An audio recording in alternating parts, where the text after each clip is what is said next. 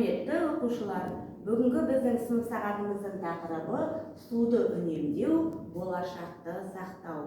Бүгінгі біздің мақсатымыз судың қажеттілігін түсіну, суды босқа ағызбау, суды үнемдеу. Сусыз тіршілік жоқ екенін біз білеміз.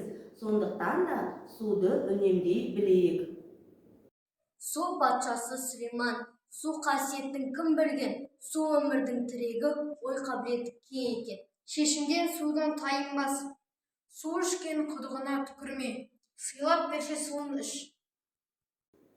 Сөз сағасы құлақ, су сағасы бұлақ.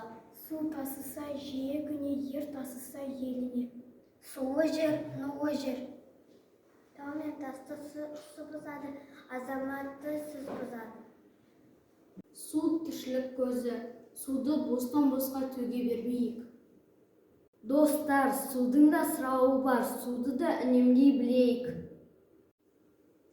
Достар, суды ластамайық, үнемдейік.